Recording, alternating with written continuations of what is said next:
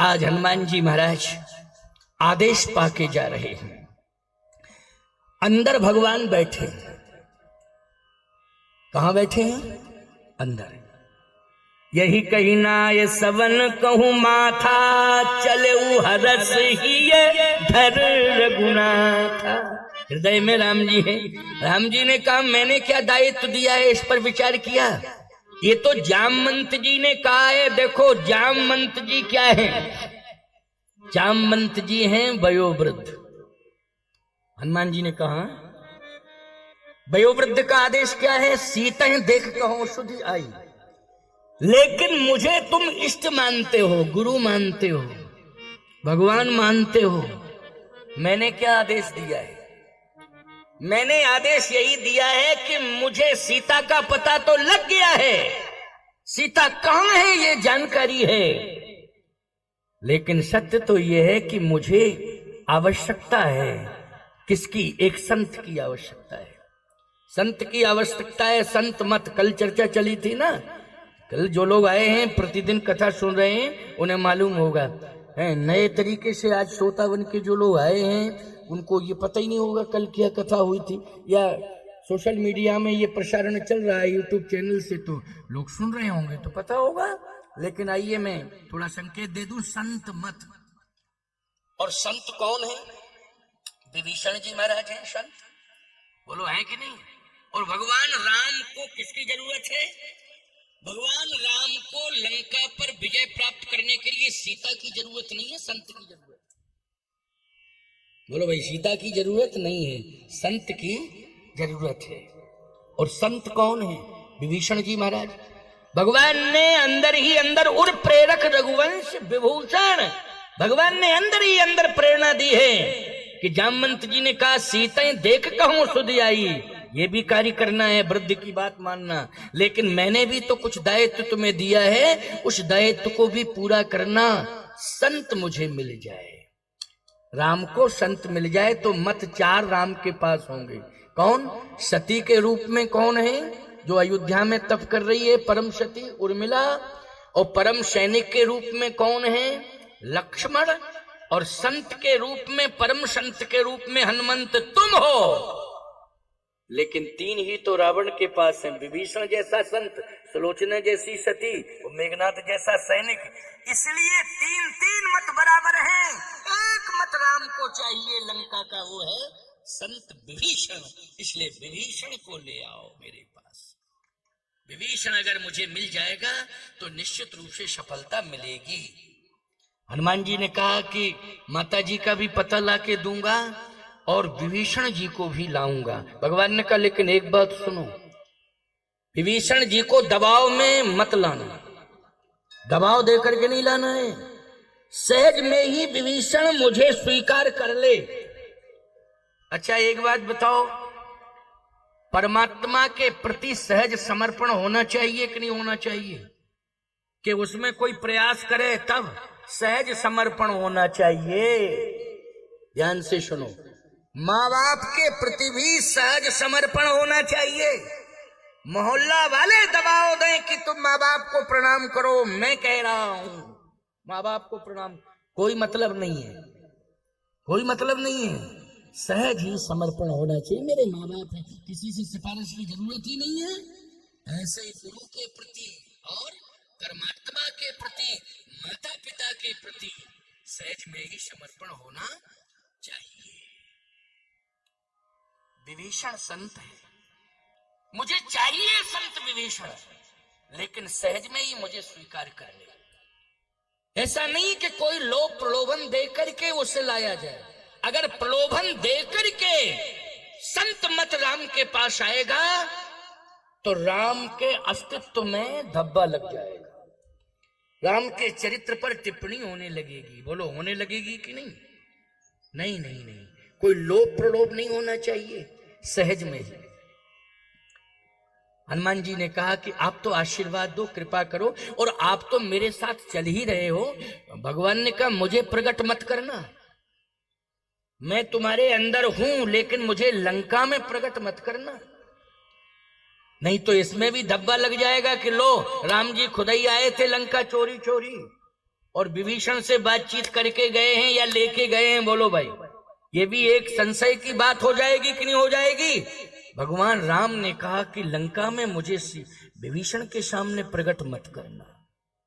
हनुमान जी ने कहा कि आवश्यकता पड़ी तो देखेंगे, नहीं तो कोई जरूरत ही नहीं है, आप तो अंदर रहो, अंदर रहो, कोई दिक्कत की बात नहीं, मैं पूरा प्रयास करूंगा, आप मार्गदर्शन करते रहना। भगवान ने कहा ठीक। अब हनुमान जी चले साहब। जैसे ही चले तो यहां प्रमाण मिलता है कि हनुमान जी ने क्या किया लंका में पहुंचकर, मंदिर मंदिर प्रतिकर शोधा शोध। अच्छा एक बात बताओ भैया, किस की खोज कर रहे हैं? मंदिर मंदिर प्रतिकर शोधा। जब संपाति ने कह दिया है कि अशोक वाटिका में सीता बैठी है, तो अशोक वाटिका तो सुनिश्चित जगह पर है, लेकिन मंदिर मंदिर प्रतिकर शोधा, हर मंदिर में हनुमान जी जा रहे हैं। अच्छा बोलो भाई, विभीषण संत है, संत को परा प्राप्त करने के लिए आप कहां जाएंगे? होटल में कि मंदिर में? बोलो भाई, मंदिर में जाएंगे कि होटल में घुस जाएंगे? महात्मा जी बैठे हैं जरा बताओ। अब महात्मा जी रिमोट लाए, टीवी चला रहे होटल में, टोटल गड़बड़ है, समझ लेना, समझ लेना। महात्मा कहां मिलेगा? मैं एक बात कहता हूं, आपके घर में भी साधु ठहरा है, तो जिस कमरे में ठहरा है वो संत निवास हो गया है प्यारे। संत के रहने से वो क्या बन गया है? बोलो, संत निवास बन गया है। भले ही आपके घर के कमरे में ठहरा है, लेकिन जिसमें ठहरा है वो क्या है? संत निवास है। बोलो, है संत निवास की नहीं? घर नहीं है आपका, पूरा घर घर है, लेकिन जहां संत ठहरा है वो क्या है? संत निवास है। आप चित्रकूट जाओ, चित्रकूट जाओ और आप किसी होटल में पूछो जगत गुरु बैठे हैं कामदगिरी पीठाधीश्वर, अरे कामतानाथ जाओगे वहां पूछोगे तब ना पता लगेगा कि अमेठी गए हैं कथा कहने के लिए, कि लखनऊ गए हैं, कि कानपुर गए हैं, किस जिले किस प्रांत में गए हैं, या आश्रम में पता लगेगा वहां से? बोलो, लगेगा आश्रम से कि नहीं? लेकिन चित्रकूट के किसी होटल या लॉज में घुस करके पूछो, ये उचित नहीं है। महाराज एक देवी ने तो सभा में खड़े होकर के कह दिया हम चित्रकूट गए थे, आप मिले ही नहीं हमको। मैंने कहा हाँ, हम बाहर रहते हैं, लेकिन तुमने पूछा था? बोले हाँ पूछा था। तो हमने कहा बताया नहीं? बोले कोई बताया नहीं किसी ने। तो हमने कहा कहाँ पूछा था तूने? कामतानाथ मंदिर। बोले कामतानाथ मंदिर नहीं गई मैं। फिर बोले मैं तो बस स्टैंड पर रही। हमने कहा मूंगफली देख रहे हैं क्या बस स्टैंड पर? जो लोग बता देते और मैं मिल जाता। बस स्टैंड पर पूछ रही है और कह रही है चित्रकूट में नहीं मिले, पता ही नहीं चला। कामतानाथ मंदिर में जाके पूछती और पता लगाती तो निश्चित रूप से पता लगता कि स्वामी जी अमुक जगह पर हैं। ये बस स्टैंड और रेलवे स्टेशन इस तरह नहीं मिलते हैं। हनुमान जी ने बोलो मंदिर मंदिर प्रतिकर शोधा। मंदिर मंदिर किसकी खोज कर रहे हैं? जल्दी बोलो। विभीषण की खोज कर रहे हैं। लोग कहते हैं इतने मंदिर कहां से आ गए लंका में? लंका में इतने मंदिर आए कहां से? राक्षसों की नगरी है लंका, इतने मंदिर कहां से आ गए? मैं एक बात आपको बताऊं, सत्य कह रहा हूं आपसे, लंका समुद्र के किनारे बसाई गई है और लंका ये राक्षसों के लिए नहीं बनी थी। लंका तो कुबेर के लिए, कुबेर की लंका। अच्छा बोलो, सबसे ज्यादा धन किसके पास है? जल्दी बोलो। कुबेर के पास है। और सबसे ज्यादा धन उस काल में कहां था? लंका में था। बोलो था कि नहीं? तो पूरा का पूरा कुबेर ने अपना खजाना लगा दिया, याद रखना। तो ये देवताओं के लिए लंका है और देवों के लिए और महादेव के लिए, दोनों के लिए। देव और महादेव, दैत्यों के लिए थोड़ी है। लेकिन दैत्यों ने तो अनाधिकार कब्जा कर लिया, अनधिकृत कब्जा कर लिया है। अनाधिकार चेष्टा, अनधिकृत रूप से कब्जा किया है। किसने किया है? दैत्यों ने। और नेतृत्व किसने किया है? रावण ने किया। मंदिर बहुत बने हैं, लेकिन मूर्तियां रो रही हैं और राक्षस सो रहे हैं। आजकल मंदिरों पर अगर प्रबंधन कमजोर है तो गुंडों का कब्जा हो जाता है, गुंडों का कब्जा हो जाता है। इसलिए मैं कहना चाहता हूं कि इतना सुंदर वातावरण बना करके चलो मठ मंदिरों का कि जिसमें गुंडों का प्रवेश ही ना होने पावे। जितने भी भक्त हैं यदि पवित्र मन से समर्पित होकर के सेवा में लगे रहेंगे तो किसी भी अनाधिकारी की हिम्मत नहीं पड़ पाएगी कि मंदिर में दुर्व्यवस्था फैला दे और मंदिर में अतिक्रमण कर ले। मैं दावे के साथ इस बात को कह रहा हूं, लेकिन कहीं ना कहीं हमारी असावधानी के कारण, लापरवाहियों के कारण मंदिर में अनधिकृत लोगों का कब्जा हो जाता है और वो लोग जो है धन के प्रेमी हो जाते हैं, प्रभु के प्रेमी नहीं रहते हैं। मूर्तियां तो रोती हैं, लेकिन मैं कहना चाहता हूं, इसलिए मैंने इस बात को कहा था कि एक राजा ऐसा हुआ है, जागरूक राजा, जिसने मंदिर के अस्तित्व को हर काल में, हर युग में, हर काल में अस्तित्व बना रहे, इसके लिए अपने जीवन काल में पूरा प्रबंध कर दिया था। वो थे टीकमगढ़ नरेश। उन्होंने कनक भवन, सुंदर सदन मिथिला और ओरछा राम राजा। बोलो आज प्रभाव में तीनों मंदिर हैं कि नहीं? तीनों मंदिर आज प्रभाव में हैं। किसी भी गुंडे का अतिक्रमण नहीं है, किसी भी अनाधिकारी का वहां हस्तक्षेप नहीं है। पूरी तरह से आज वर्तमान में वो तीनों राजा के जो आध्यात्मिक प्रतीक हैं वो सम्मान और स्वाभिमान से परिपूर्ण है। आज कौन ऐसा संत होगा जो अयोध्या जाए कनक भवन ना जाता हो? कौन ऐसा संत होगा जो जनकपुर जाए जानकी महल में न जावे? कौन ऐसा भक्त होगा जो ओरछा की यात्रा में न जाता हो, ओरछा की यात्रा न करता हो? अगर उसने तीर्थों में दर्शन का संकल्प लिया है, उसमें ओरछा को भी सुनिश्चित कर लिया है, ओरछा धाम को। इसलिए मैं कहना चाहता हूँ कि एक बहुत ही सुंदर और दिव्य परमहंस आश्रम में ये दिव्य देवालय बन के तैयार हो गए हैं। अद्वितीय है, अनुपम है, आकर्षणीय है। और ऐसी बात नहीं, जिस मुहूर्त में देवताओं की प्रतिष्ठा हुई है वो मुहूर्त भी प्यारे इतना महत्वपूर्ण मुहूर्त था, क्योंकि स्वामी जी के नेतृत्व में प्राण प्रतिष्ठा हुई है कि मूर्तियां सदा जीवंत अवस्था में रहेंगी, अस्तित्व में रहेंगी। जो भी आप जब चाहेंगे मांगेंगे सब कुछ मिलेगा। लेकिन बस इतना ध्यान रखना पड़ेगा कि मूर्तियों का श्रृंगार, इनकी सेवा शुश्रूषा ये होती रहे और मूर्तियां सेवा के माध्यम से हंसती रहे। किसके माध्यम से? हंसती रहे। इसके लिए अगर इन देवताओं ने परम श्रेय दिया है, अवधेश नारायण पांडे जी को ये सौभाग्य मिला है और ये इन्होंने कीर्ति अमर कर दी है अपनी।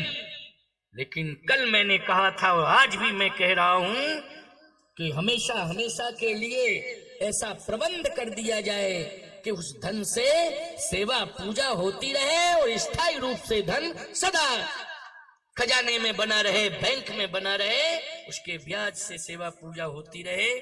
अवधेश नारायण जी, भगवान ने तुम्हें बहुत सक्षम बनाया है और ठाकुर जी ना जाने तुम्हें क्या देने वाले हैं, अब क्या देने वाले हैं। और मैं तो कहता हूं कि कहने के मरम धर्म सब भाखा, जो जही लायक सो तही राखा।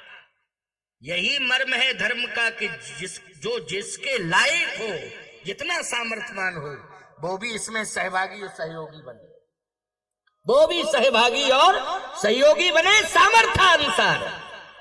क्योंकि ये स्थायी निधि इन देवालयों के लिए, इन देव प्रतिमाओं के लिए ये हंसती रहे, मुस्कुराती रहे मूर्तियां और आपको आप पर कृपा बरसाती रहें ये मूर्तियां। इसके लिए जो है स्थायी निधि हो जाएगी तो सेवा शुश्रूषा बहुत ही सुंदर ढंग से होगी, ये मुझे विश्वास है, पूरा आत्मविश्वास है। और इसके लिए अवधेश नारायण जी ने मुझे आश्वासन दिया है, मेरा मन प्रसन्न हो गया कि तुमने एक संत वाणी का आदर किया है। भगवंत भी प्रसन्न है तुम्हारे ऊपर और संत भी प्रसन्न है। याद रखना, परमहंस स्वामी जी की कृपा, ब्रह्मचारी जी महाराज की कृपा और कामतानाथ भगवान की भी परम कृपा तुम्हारे ऊपर है। इसलिए इस कीर्ति को और अमर करना है जिसमें स्थायित्व आ जाए। और आप लोग भी वो बात जो मैं कह चुका हूं, कह निज मरम धर्म सब वाखा, जो जहीं लायक सो तहीं राखा। जो जिसके लायक हो उसमें आप लोग भी सहभागी और सहयोगी बन सकते हो। लेकिन इसमें माला में सुमेरु का काम, सहयोग में सुमेरु का काम श्री अवधेश नारायण पांडे जी की भूमिका रहेगी, इनका रहेगा। और मणिया बनकर के आप उस माला में, उस माला से जुड़ जाएं तो कितनी सुंदर माला रहेगी। इसलिए आइए एक बात सुनिए ध्यान से। हनुमान जी को कहीं किसी भी मंदिर में विभीषण नहीं मिले, संत मिले ही नहीं। कौन मिले? राक्षस। मधुरा पान किए सो रहे हैं, मूर्तियां रो रही हैं। हनुमान जी ने कहा बहुत बड़ी दुर्दशा है लंका की, इस पर विचार करूंगा मैं। हनुमान जी चिंतन कर रहे हैं और मूर्तियों को प्रसन्न होने का आश्वासन दे रहे हैं। वह थोड़ा सा इंतजार करो, आपके चेहरों पर मुस्कान आएगी। बस थोड़ा सा इंतजार करो, थोड़ा करना पड़ेगा इंतजार, धैर्य धारण करना पड़ेगा। हनुमान जी का इतना कहना ही बहुत बड़ी बात है देवताओं के लिए। बोलो भाई, है कि नहीं? बहुत बड़ी बात है। और हनुमान जी कभी हल्की बात नहीं करते हैं, जो कहते हैं वो करते भी हैं। देखा तो कहीं भी विभीषण जी मिले ही नहीं। सीता जी का तो पता है क्योंकि संपाति ने बता दिया। अब विभीषण जी भी बता देंगे मिलेंगे तो, लेकिन बता तो पहले संपाति जी ने दिया।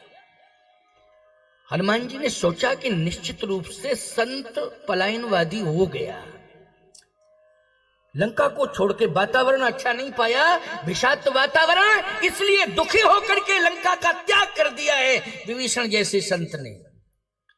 लेकिन नहीं प्यारे, असली संत वही है जो प्रतिकूलता में भी, प्रतिकूल वातावरण में भी धर्मानुकूल आचरण करके दिखावे, वही असली संत है। अनुकूल वातावरण में अनुकूल है ये कोई विशेषता नहीं है। तीर्थों में संत रह रहे हैं और आप वहां संत बन के भजन कर रहे हैं, कोई विशेषता नहीं, वहां तो अनुकूल वातावरण है।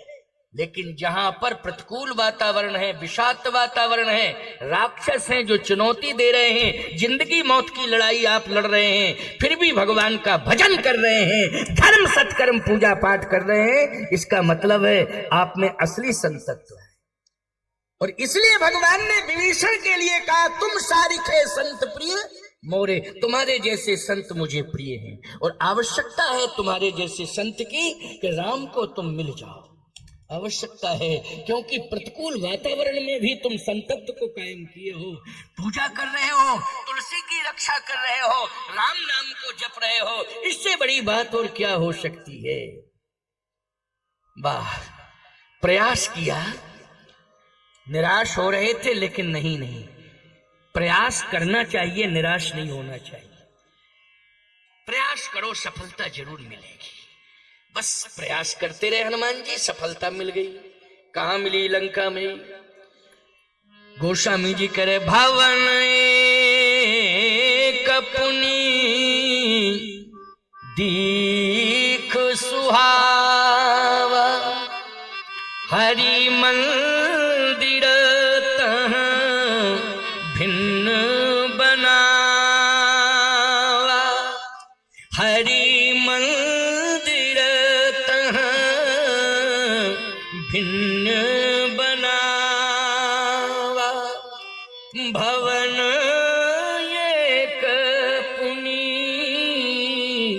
दीख सुहावा, भवन एक पुनि दीख सुहावा, हरि मंदिर ता भिन्न बनावा। मर्यादा कितनी अच्छी है, सदगृहस्थ संत है। भवन अलग है, मंदिर अलग है, मर्यादा है ये। ऐसी बात नहीं है कि विभीषण जी महाराज विरक्त हैं, विरक्तों में भी विरक्त हैं वो, लेकिन सदगृहस्थ हैं, परिवार है। अलग से क्या बना है? भवन, मंदिर अलग है। अच्छा, और वातावरण कैसा है? बोले वातावरण है रामायुध अंकित गृह, रामायुध अंकित गृह, शोभा बरनी न जाए, नव तुलसी का वृंद तह देख हरस कपीराय। तुलसी केवल एक दो तुलसी नहीं, वृंदमानी समूह है, हरितमा है तुलसी में, गजब की हरितमा है, और समूह है तुलसी का, सुगंध आ रही है। जहां तुलसी होती है वहां सुगंध होती है। हनुमान जी ने कहा बहुत सुंदर वातावरण है। फिर देखा रामायुध, धनुष बाण, गजब की बात है, और फ्रंट पर है धनुष बाण, ऐसा नहीं कि अंदर छिपे हुए हों, फ्रंट पर रामायुध अंकित ग्रह, शोभा बरन न जाए। रावण निकले तो देख ले, देख ले कि ये धनुष बाण किसके हैं, ये तिलक किसका है। ये राम जी का तिलक है, राम जी के धनुष बाण है, हम राम भक्त हैं, और राम की प्यारी हरि प्रिया ये तुलसी है। समझ गए हो कि नहीं? देख ले, वो ऐसा नहीं कि चोरी चोरी काम कर रहा हो, नहीं, देख ले रावण। हनुमान जी बहुत प्रभावित हुए। हनुमान जी ने कहा वाह, ये है असली संत, कितना हिम्मत वाला है। जैसे हनुमान जी थोड़ा सा और आगे बढ़े तो विभीषण जी सो रहे थे, लेकिन दीवाल से आवाज आ रही थी, दीवाल बोल रही थी श्री राम जय राम जय जय राम। दीवाल बोल रही थी श्री राम जय राम जय जय राम। जहां पर राम नाम जपा जाता है, राम नाम वहां गूंजता है प्यारे।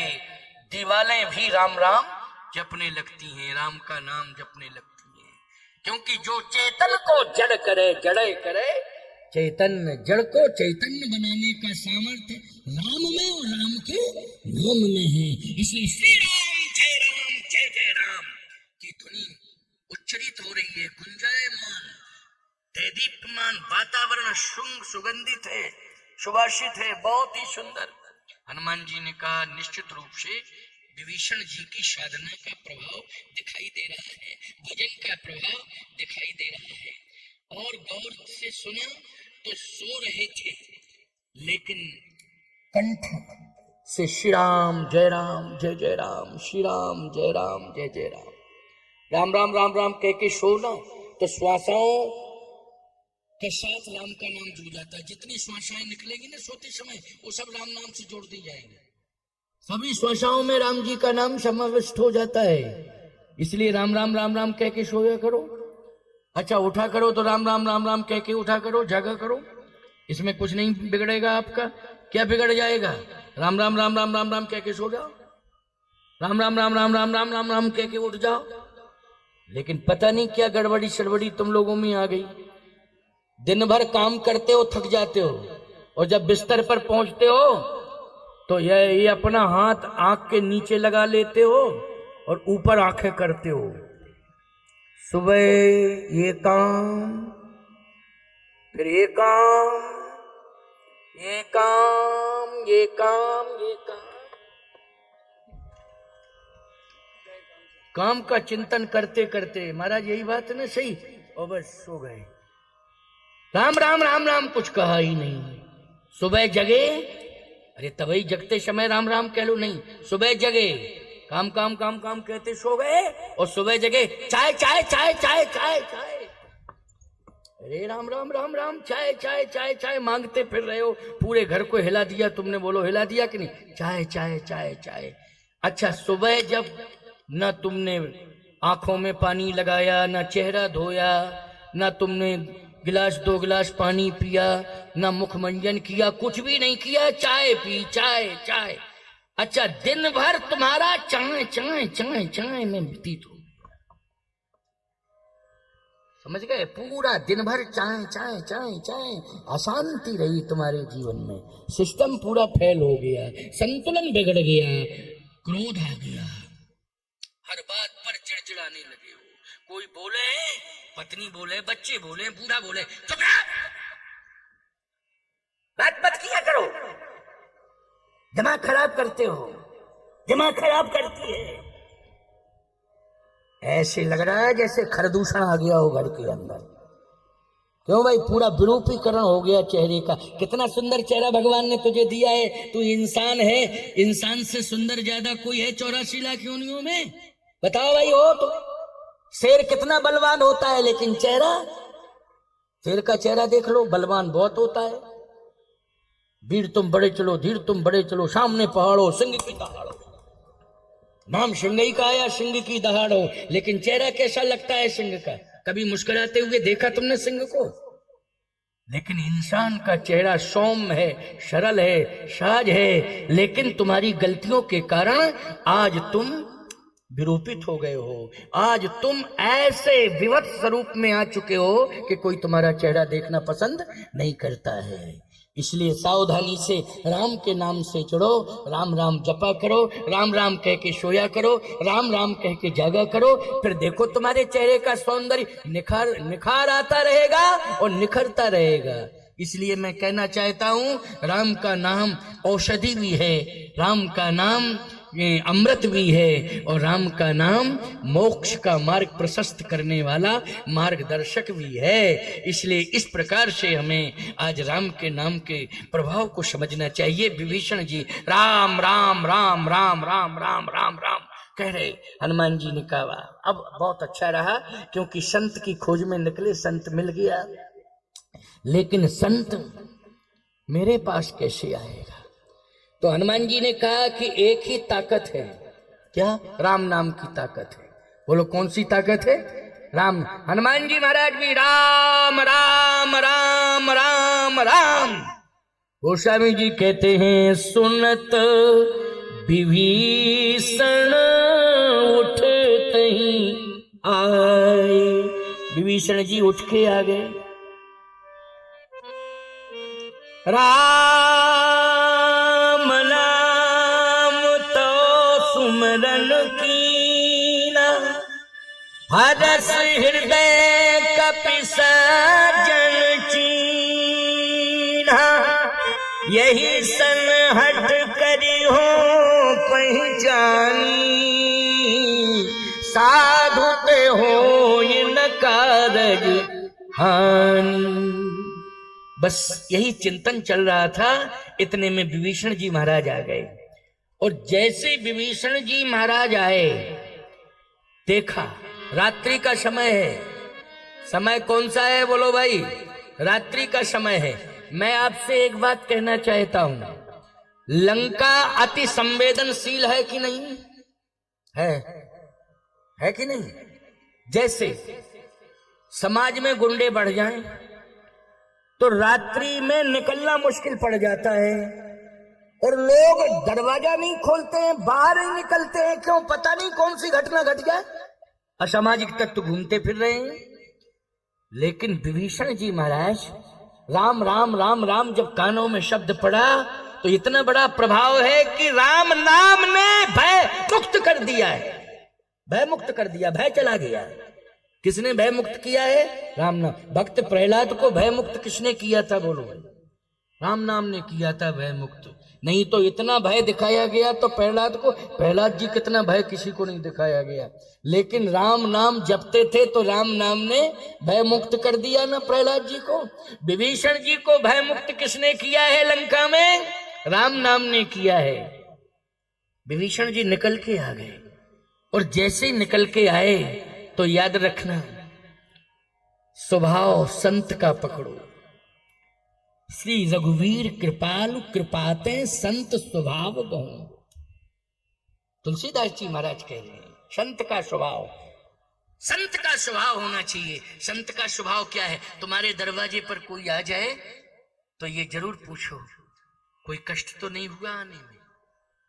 ये जरूर पूछो कि कोई कष्ट तो नहीं हुआ है, बैठो, इतना पूछो, ये धर्म कहता है। विभीषण जी ने यही पूछा है।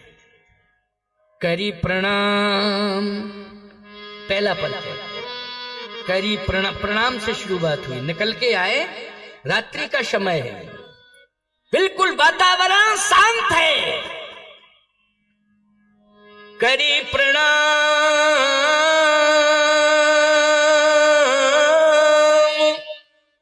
पूछी कुशलाई। करी प्रणाम पूछी कुशलाई, विप्र कहूं निज कथा बुझाई। विप्र क्यों कहा? क्योंकि हनुमान जी ब्राह्मण का वेश बना के गए थे, इसलिए विप्र कहा है। कौन सा वेश बना के गए थे? ब्राह्मण का वेश बना के गए थे, इसलिए विप्र कहा है। कैसे हो? ठीक हो? कोई दिक्कत तो नहीं है? हनुमान जी ने कहा नहीं, कोई दिक्कत नहीं।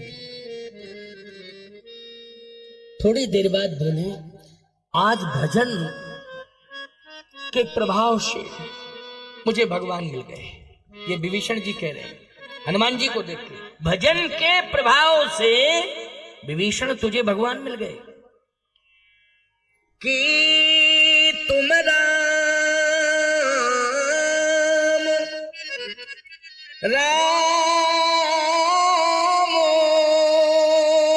राम, कि तुम राम दीन अनुरागी, कि तुम राम दीन अनुरागी, तुम राम दीन अनुरागी। आयु मोहि करन बड़ भागी, करन बड़ भागी। आयु मोहि करन बड़ भागी, आयु मोहि करन बड़ भागी। कि तुम हरिदासन मह कोई, कि तुम हरिदासन मह कोई। मोरे हृदय प्रीति यश होई, मोरे हृदय प्रीति यश होई। मोरे हृदय प्रीति यश होई, मोरे हृदय प्रीति यश होई। मोरे हृदय प्रीति यश होई। आप राम हैं, भेष बदल के आए। राम का दर्शन मुझे मिल गया। राम का नाम जपते जपते जपते जपते राम दर्शन हो गया। यही राम मंत्र का प्रभाव है। राम मंत्र जपते जपते, राम का नाम जपते जपते एक दिन राम का दर्शन हो जाता है, राम का साक्षात्कार हो जाता है। ये राम नाम जपने का प्रभाव है। आज राम मिल गए। हनुमान जी ने कहा ना ना ना ना, क्या कह रहे हो? मैं राम नहीं हूं। हनुमान जी महाराज ने तुरंत कहा कि राम नहीं हूं मैं, भ्रमित मत होना। विभीषण जी ने कहा तो आप राम के दास हैं, कि तुम हरिदासन में कोई। आप राम के दास हैं। हनुमान जी ने कहा मैं राम का दास भी नहीं हूं। फिर आप कौन हैं? मैं श्री राम के दासों का दास, दासानुदास हनुमान, दासानुदास। बोलो ये समर्पण की पराकाष्ठा है कि नहीं? दासानुदास कह रहे हैं हनुमान जी अपने को। इसलिए मैं कहना चाहता हूं, हनुमान जी जैसा बलवान महान आज अपने को दासानुदास कह रहा है। आप कहां खोए हो, कहां बैठे हो, कहां क्या सोच रहे हो? अपने विचारों में परिवर्तन करो, अपने को दासानुदास की कोटि में लाओ। किसमें? दासानुदास की कोटि में लाओ। ये अभिमान बंद करो। धन का अभिमान, बल का अभिमान, पद का अभिमान, ये सब अभिमान दूर करो। केवल हनुमान की शरण में चले जाओ और दासानुदास बन जाओ। जीवन सफल हो जाएगा, जीवन धन धन हो जाएगा, जीवन कृत कृत हो जाएगा। विभीषण जी ने कहा कि मुझे विश्वास है क्या कि अब मुझे राम मिल जाएंगे। हनुमान जी मन ही मन सोच रहे काम बन गया, हमारा काम बन गया। क्योंकि प्रभु भी यही सोच रहे हैं ना, प्रभु भी यही सोच रहे हैं। क्या सोच रहे हैं प्रभु? राम जी सोच रहे हैं कि मुझे संत विभीषण मिल जाए, और विभीषण सोच रहा है मुझे राम मिल जाए। क्यों भाई? विभीषण क्या सोच रहा है? मुझे राम मिल जाए। और राम जी क्या सोच रहे हैं? मुझे विभीषण मिल जाए। अब तो मुझे राम मिल जाएंगे। आप आ नहीं रहे थे, लेकिन आपको श्री राम ने भेजा है मेरे पास, तो विवश किया है आने के लिए, विवश किया। आप आना नहीं चाहते थे, लेकिन राम जी ने मेरे ऊपर कृपा की है और मुझे दर्शन देना था प्रभु राम को, इसलिए आपको भेज दिया है। जो रघुवीर, जो रघुवीर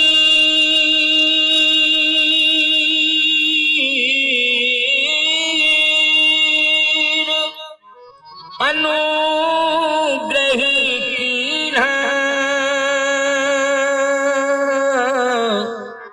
तो तुम मोहि दरस हट दीना। दरस हट दीना, आपने जबरदस्ती मुझे दर्शन दिया है, क्योंकि भगवान राम ने विवश कर दिया आपको, मेरे पास भेजा है। और भेजा था कि नहीं भेजा था? बोलो। हनुमान जी को किसके पास भेजा था? जल्दी बोलो। विभीषण जी के पास। इसलिए मेरे जीवन में एक कमी है, क्या? कि मुझे जानकी माता का दर्शन तो मिल गया, लेकिन परम पिता प्रभु राम का दर्शन नहीं मिला। आप मुझे परम पिता प्रभु राम से मिला दें। हनुमान जी बोले एक कमी हमारे जीवन में भी है, हमें परम पिता मिल गया लेकिन जगत माता नहीं मिली, तो आप मुझे जगत माता से मिला दो, हम परम पिता से मिला देंगे, दोनों की कमी पूरी हो जाएगी। है ना? कितनी बढ़िया ये मणिकांचन योग कहते हैं इसको। बहुत ही सुंदर मिलन हुआ है विभीषण जी का और हनुमान जी का। तब हनुमंत कहा सुन भ्राता, देखी चहु जानकी माता। पहले मुझे माता जी का दर्शन मिल जाए,